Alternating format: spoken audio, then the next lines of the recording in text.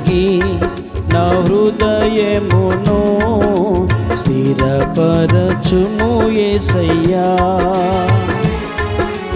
దయగలిగి నా హృదయమును స్థిరపరచుము యేసయ్యా. యేసయ్యా యేసయ్యా యేసయ్యా యేసయ్యా యేసయ్యా యేసయ్యా యేసయ్యా యేసయ్యా. దయగలిగి నా హృదయమును స్థిరపరచుము యేసయ్యా. దయగలిగి నా హృదయమును స్థిరపరచుము యేసయ్యా.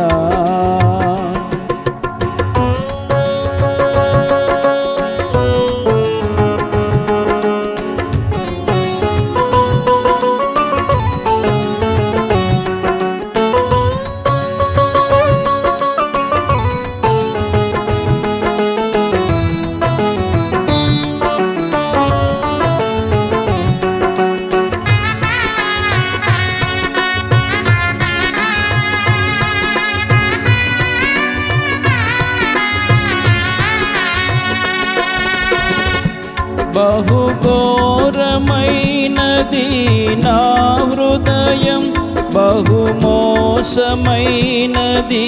నా హృదయం.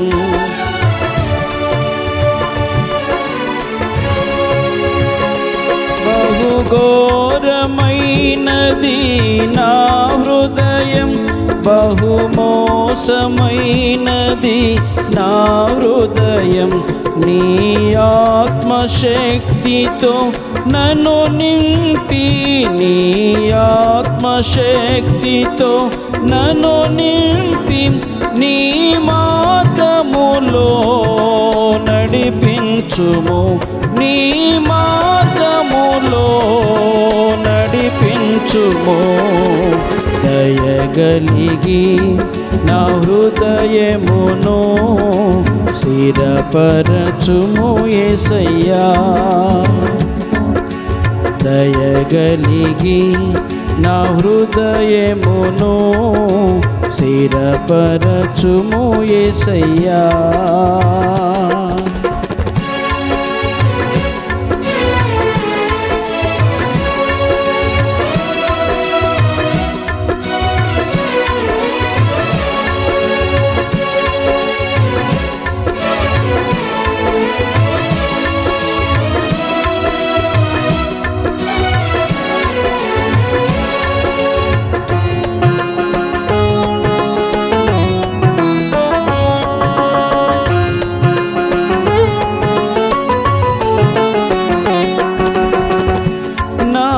ధ్యానము మాటలు కను దృష్టి నీ కనుకూలపరచుము నా యేసయ్యా.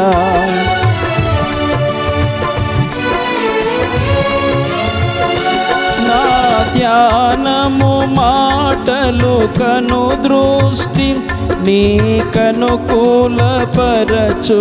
నా యేసయ్యా. నీ వాక్యపు శక్తితో నన్ను నింపి, నీ వాక్యపు శక్తితో నన్ను నింపి, ఆశీర్వాదముగా మార్చుమయ్యా, ఆశీర్వాదముగా మార్చుమయ్యా. దయగలిగి నా హృదయమును స్థిరపరచుము యేసయ్యా. దయగలిగి నా హృదయమును స్థిరపరచుము యేసయ్యా. యేసయ్యా యేసయ్యా యేసయ్యా యేసయ్యా యేసయ్యా యేసయ్యా యేసయ్యా యేసయ్యా. దయగలిగి స్థిరపరచుము యేసయ్యా దయగలిగి నా హృదయమును స్థిరపరచుము యేసయ్యా యేసయ్యా స్థిరపరచుము యేసయ్యా యేసయ్యా స్థిరపరచుము యేసయ్యా.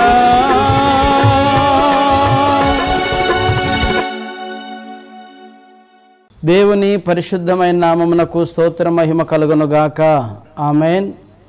ఈ వాక్య సందేశాన్ని వింటున్నటువంటి దైవజనులందరికీ అలాగుననే ప్రియ దేవుని బిడ్డలందరికీ ప్రతి వారికి కూడా మా హృదయపూర్వకమైన వందనాలు, దేవునికి స్తోత్రాలు. దేవుని వాక్యాన్ని కొద్ది నిమిషాలు ధ్యానం చేసుకుందాము.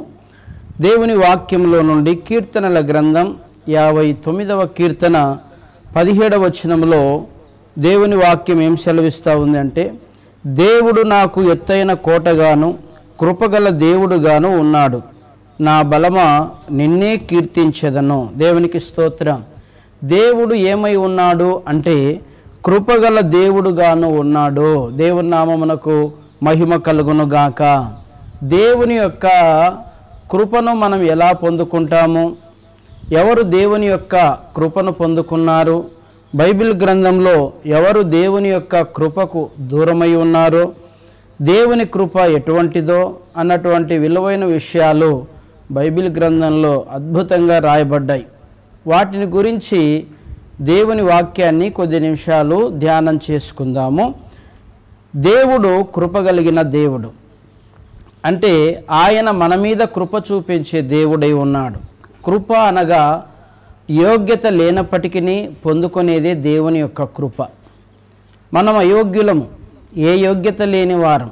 మనకు ఇచ్చినటువంటి స్థితి దేవుని కృప ద్వారానే మనకు కలిగి ఉన్నది. నేనేమై ఉన్నానో అది దేవుని కృప వలనై ఉన్నాను అంటాడు అపోస్తలుడైన పౌలు గారు. దేవుని వాక్యంలో మనం చూస్తే దేవుని యొక్క కృప మనం ఎలా పొందుకొనగలము అంటే, దేవుని వాక్యంలో మనం చూసినప్పుడు దేవుని కృప ఎలా పొందుకుంటాము అంటే, కీర్తనల గ్రంథం 32వ కీర్తన 10వ వచనములో, యెహోవా యందు నమ్మిక ఉంచువానిని కృప ఆవరించును. దేవునికి స్తోత్రం కలుగునుగాక. దేవుని యొక్క కృప నీవు కలిగి ఉండాలి అంటే నీవు దేవుని యందు నమ్మకం ఉంచాలి. దేవుని యందు నీవు నమ్మకం ఉంచినప్పుడు దేవుని కృప నిన్ను ఆవరించుకుంటుంది. దేవునికి స్తోత్ర మహిమ కలుగునుగాక. ఆమెన్. అలాగే కీర్తనల గ్రంథం 33వ కీర్తన 19వ వచనములో, భయభక్తులు కలిగి ఉండటము ద్వారా, ఆయన కొరకు కనిపెట్టుకొని ఉండుట ద్వారా నీకు కృప కలుగుతుంది అని వాక్యంలో మనం చూస్తాం. దేవుని యందు ఎవరైతే భయము భక్తి కలిగి జీవిస్తారో వారికి దేవుని కృప ఉంటుంది. అలాగే దేవునిని కనిపెట్టుకొని వారికి, దేవుని కొరకు కనిపెట్టుకొని వారికి దేవుని యొక్క కృప దొరుకుతుందని దేవుని వాక్యంలో మనం చూస్తూ ఉన్నాం. మనం దేవుని యందు భయభక్తులు కలిగి ఆయన కృప కొరకు కనిపెట్టుకొని వారిముగా మనం ఉండాలని దేవుని వాక్యం మనకు బోధిస్తూ ఉన్నది. అలాగే దేవుని యొక్క కృప ఎవరికి కలుగుతుంది అంటే, కీర్తనల గ్రంథం 84వ కీర్తన 11వ వచనములో, యథార్థముగా ప్రవర్తించు వారికి దేవుని కృప కలుగుతుందని దేవుని వాక్యంలో మనం చూస్తాం.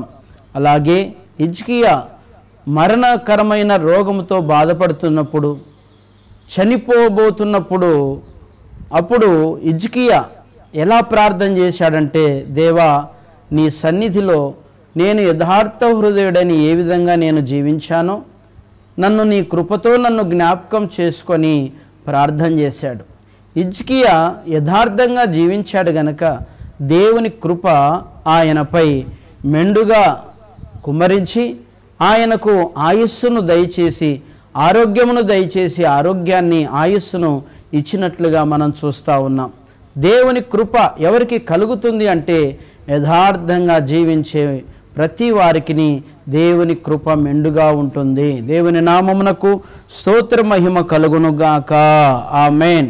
కీర్తనల గ్రంథం 103వ కీర్తన 17-18 వచనాలలో కూడా దేవుని యొక్క కృపను గూర్చి వ్రాయబడి ఉన్నది. అలాగే కీర్తనల గ్రంథం 119వ కీర్తన 64వ వచనములో భూమి నీ కృపతో నిండి ఉన్నది. ఆమేన్. అందరము జీవిస్తున్నాము అంటే కారణం భూమి దేవుని కృపతో నిండి ఉన్నది గనక ప్రతి వారును కూడా ఈ లోకంలో బ్రతుకుతున్నారు కేవలం ఆయన కృప మాత్రమే. దేవునికి స్తోత్రం కలుగును గాక. ఆమేన్.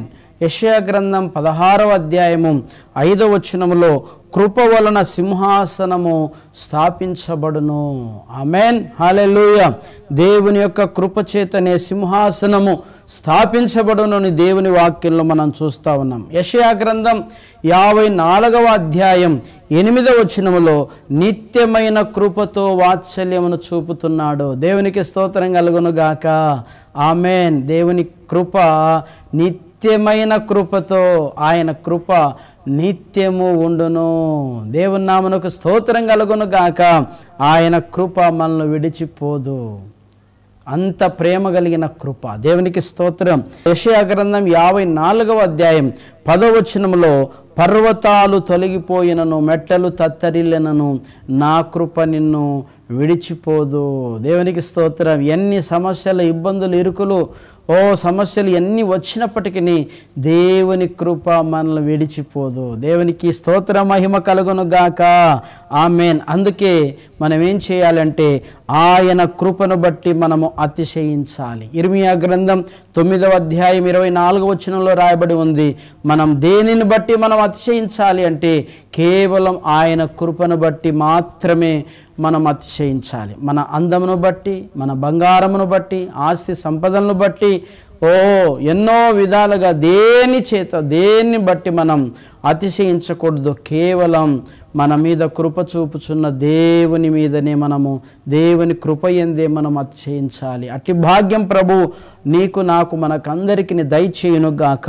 ఆమేన్. హల్లెలూయా. ఇర్మియా గ్రంథం 31వ అధ్యాయం 3వ వచనములో విడువక నీ ఎడల కృప చూపే దేవుడు, మన ఎడల విడువకుండా కృప చూపే దేవుడు, నిన్ను విడువడు, ఎడబాయుడు, ముదిమి వచ్చు వరకు నిన్ను ఎత్తుకొని వాడను నేనే అన్నాడు. కనుక ఆయన కృప విడువక ఆయన కృప చూపే దేవుడై ఉన్నాడు. అలాగుననే దేవుని వాక్యంలో విలాప గ్రంథం 3వ అధ్యాయం 22వ వచనంలో ఆయన కృపతో మనము నిర్మూలము కాకుండా ఉన్నాము.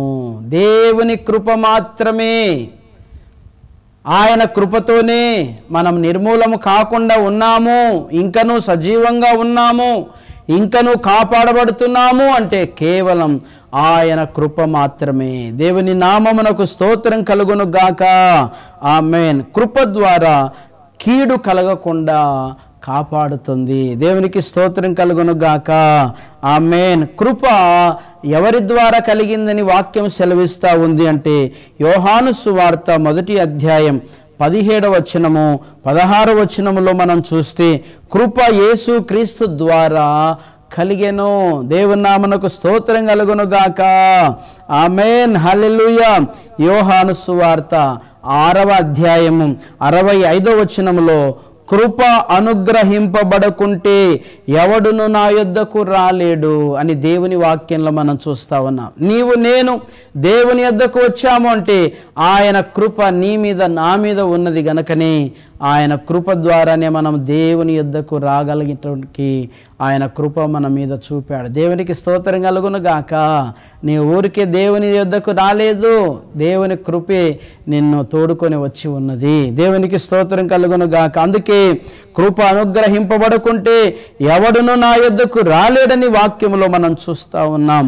అలాగునని అపోస్తుల కార్యములు 18వ అధ్యాయం 27వ వచనములో ఎవరైతే విశ్వసిస్తారో దేవుని కృప వారికి, దేవుని కృప చేత వారికి సహాయము అందించబడుతుందని దైవ వాక్యంలో మనం చూస్తూ ఉన్నాం. కృప చేతనే విమోచనము అని రోమాపత్రిక 3వ అధ్యాయము 24వ వచనములో మనం చూడగలుగుతాం. అందుకే వాక్య గ్రంథంలో రోమాపత్రిక 10వ అధ్యాయము 12వ వచనములో అద్భుతమైన మాట రాయబడి ఉంది.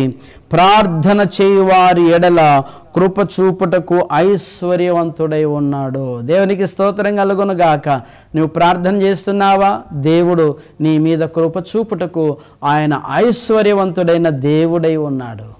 ఎవరైతే ప్రార్థన ఆయనకు చేస్తారో వారి ఎడల ఆయన కృప చూపుటకు గొప్ప ఐశ్వర్యవంతుడు ఆయన. భయపడవలసిన అవసరత లేదు. దేవుని కృప నీ మీద దిగుతుంది. దేవునికి స్తోత్రం.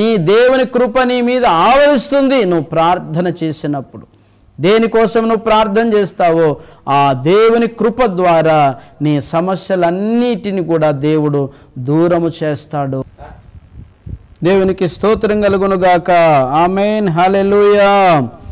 దేవుని వాక్యంలో మనం చూసినప్పుడు ప్రార్థన చేయువారి ఎడల ఆయన కృప చూపుటకు ఐశ్వర్యవంతుడై ఉన్నాడని దేవుని వాక్యంలో మనం చూస్తూ ఉన్నాం. ఎవరికి దేవుని కృప అనుగ్రహించబడుతుంది అని అంటే యాకోబు పత్రిక 4వ అధ్యాయం 6వ వచనములో అహంకారులను ఎదిరించి దీనులకు కృపను అనుగ్రహించు దేవుడు.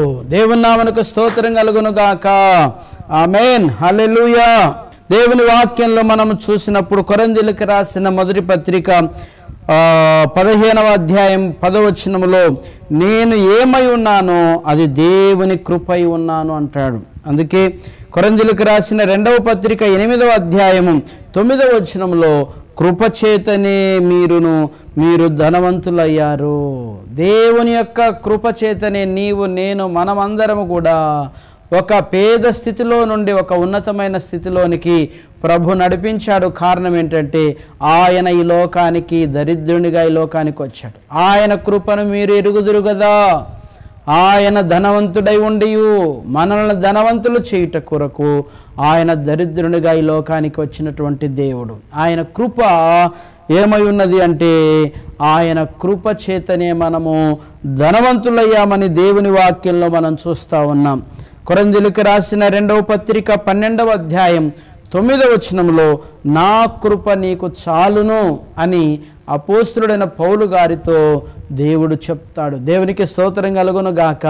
అంటే దేవుని కృప ఎంతో అమూల్యమైనది. దేవుని కృప ఎంతో విలువైనది.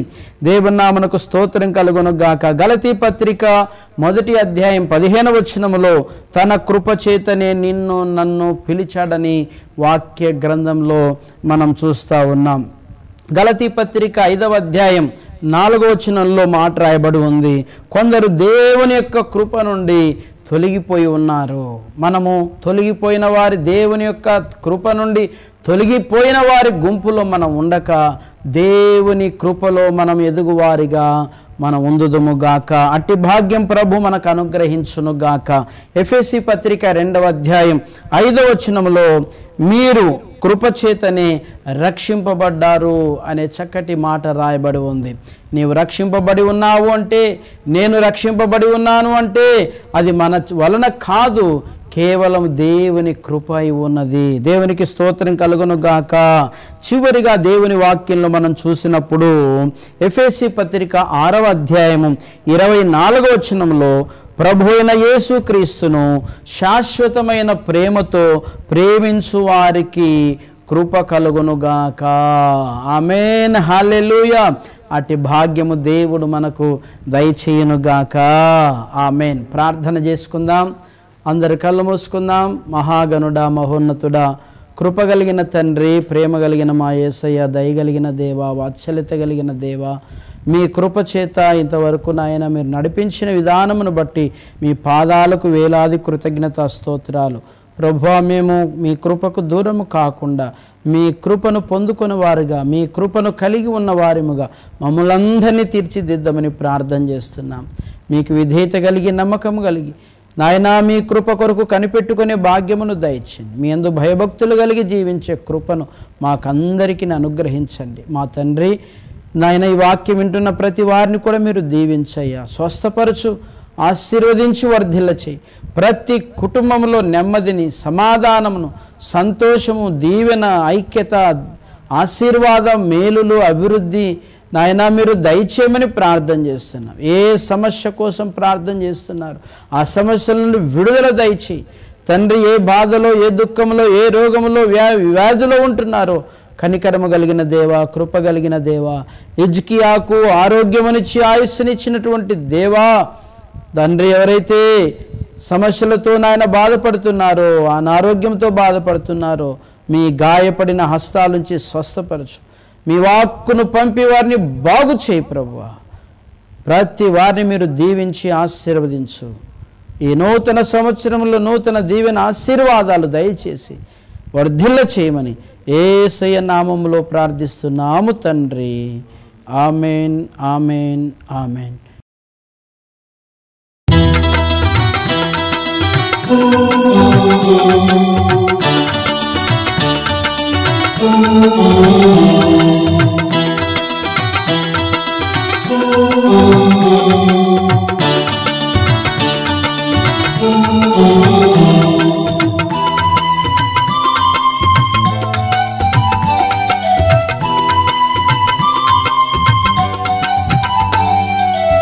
ఆరాధనకు యోగ్యుడా, నారాధనా నీకే. ఆరాధనకు యోగ్యుడా, నారాధనా నీకే. తరతరములలో, యుగ యుగములలో, తరతరములలో, యుగ యుగములలో నా స్తుతి నీకే ఆరాధనా, నా స్తుతి నీకే ఆరాధనా.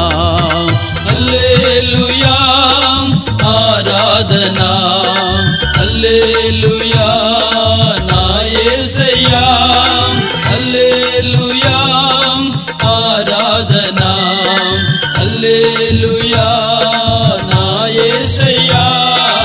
ఆరాధనకు యోగ్యుడా, నారాధనా నీకే. ఆరాధనకు యోగ్యుడా, నారాధనా నీకే.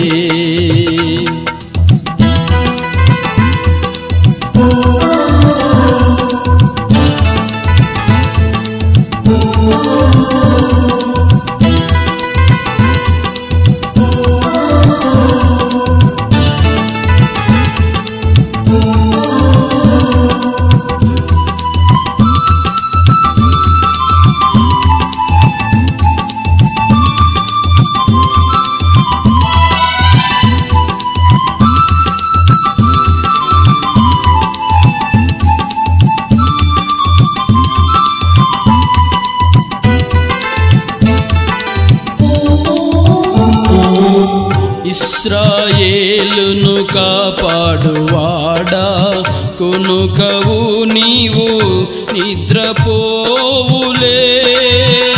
ఇశ్రాయేలును కాపాడువాడా, కొనుకవు నీవు నిద్రపోవులే.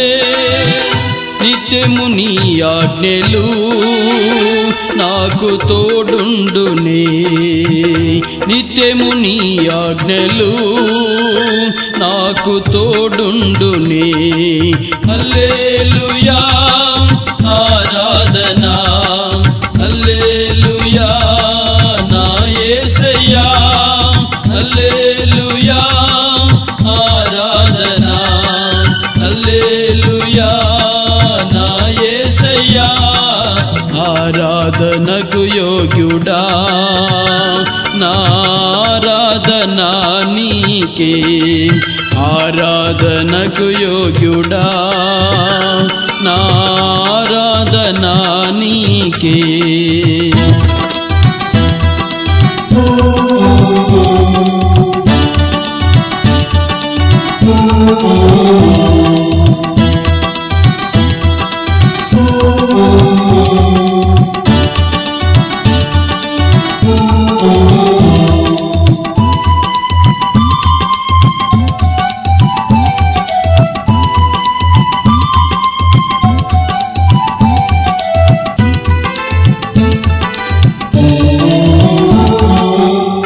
వెల్పులలోనే నీ వంటి వాడు ఎవరు లేరు నాకు ఇలలో. వెల్పు వేల్పులలోనే నీ వంటి వాడు ఎవరు లేరు నాకు ఇలలో పూజనీయుడా పరిశుద్ధ మహనీయుడా పూజనీయుడా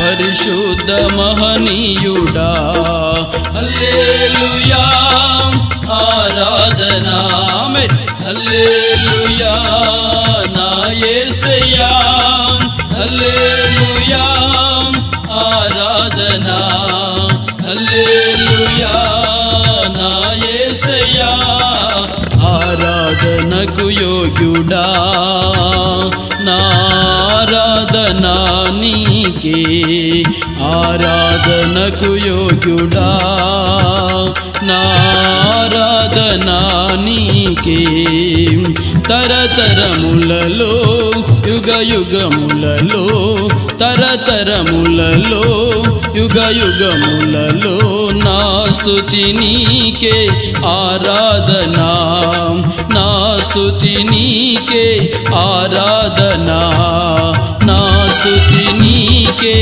ఆరాధనా నా స్తుతి నీకే ఆరాధనా నా స్తుతి నీకే ఆరాధనా